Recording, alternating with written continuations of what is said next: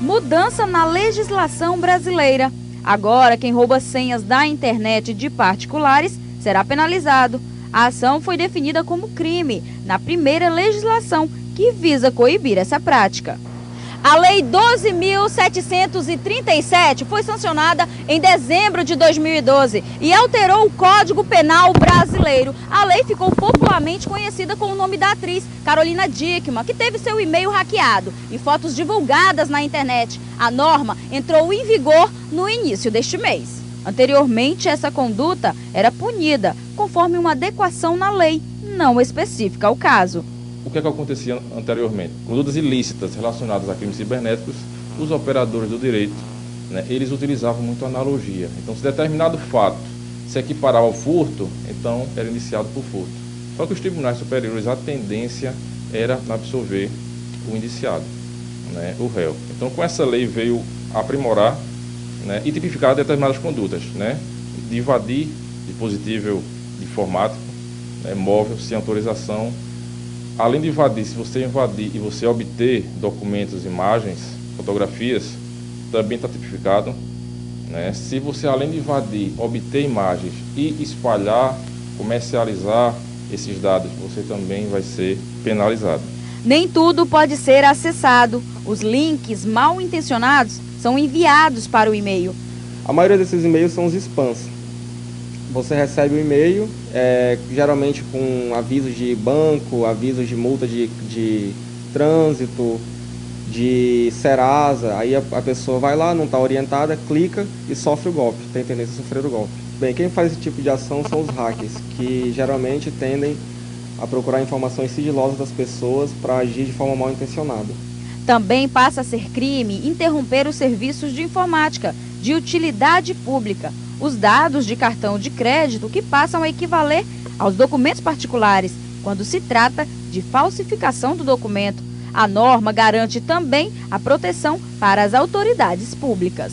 Ainda de acordo com a legislação, se o crime for cometido contra o presidente da República, presidente do Supremo Tribunal Federal, com governadores, prefeitos, entre outras autoridades públicas, a pena será aumentada em 1/3 à metade.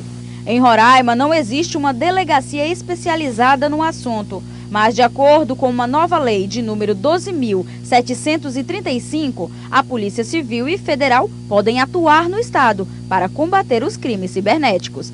Essa lei, ela determina que as polícias judiciárias, no caso a Polícia Civil e a Polícia Federal, instalem delegacias ou núcleos específicos para combater e repreender crimes relacionados à informática, crimes cibernéticos. As pessoas que utilizam equipamentos de informática devem ficar atentas para evitar esse tipo de transtorno.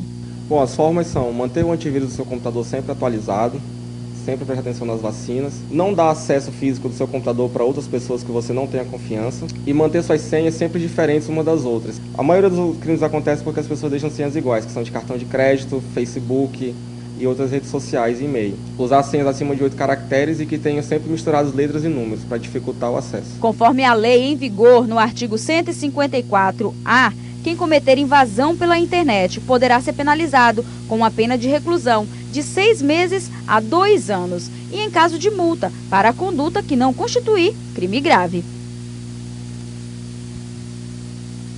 Muito bem, nós tivemos um pequeno problema no início do jornal, mas já foi corrigida a parte técnica.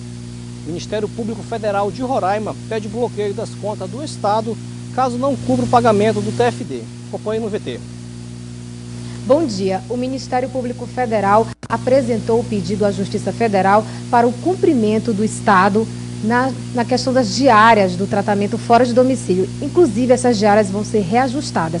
Para mais informações, eu converso agora com a procuradora Cíntia Borges, que vai explicar sobre esse assunto. Agora, Cíntia, qual foi o processo todo para chegar a essa decisão? Na verdade, no final do ano passado, nós, do Ministério Público Federal, ajuizamos uma ação civil pública pedindo o reajuste dos valores de ajuda de custo do TFD. Até então, esses valores eram de R$ 49,00 para aqueles que viajavam com acompanhante. A partir do ajuizamento dessa CP, houve o deferimento de uma medida liminar pela Justiça Federal que determinou que, a partir de então, os valores aqui em Roraima seriam de R$ 89,00.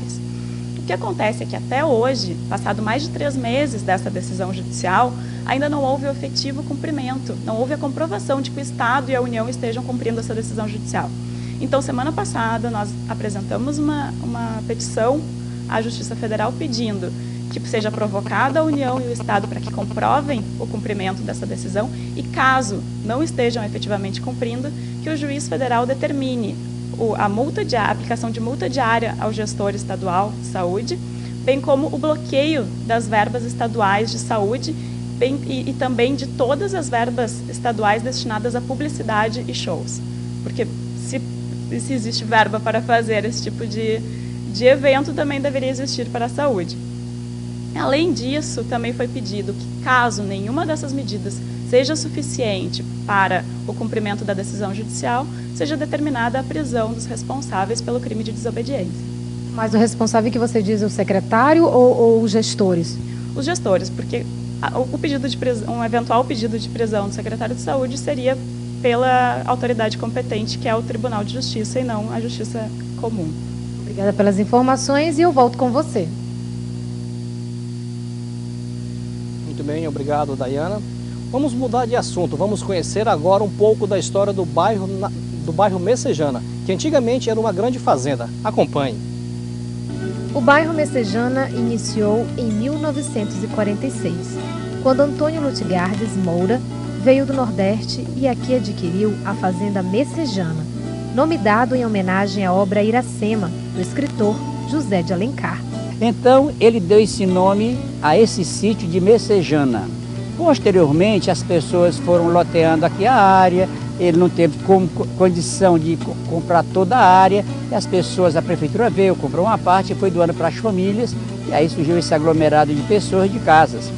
Na época, na década de 1970, o prefeito Júlio Martins, depois o outro prefeito Major Alcides, começaram a criar os conjuntos habitacionais, né? Aqui, como nós estamos vendo aqui, esse conjunto habitacional aqui na Messejana tem nome de pássaro, né? O bairro Messejana fica a oeste de Boa Vista e possui escolas, creches, abrigo para idosos, postos de saúde, abrigo para menores e praças.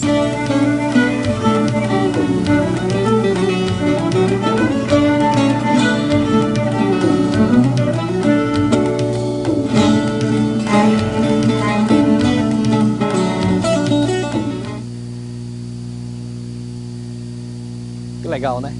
O Roraima News desta segunda-feira termina aqui direto do Parque Anoá, um ponto turístico da nossa cidade. Mas você pode acessar o maior portal de informação da região norte, o portal amazônia.com. Você também pode enviar uma sugestão de pauta para o nosso e-mail, jornalismo.roraima@amazonsat.com.br. Pode também entrar em contato com a nossa produção pelo telefone 81 18 90 08. Pode também curtir o nosso perfil virtual no Facebook, facebook.com/AmazonSat Roraima. Nós voltamos amanhã. Até lá!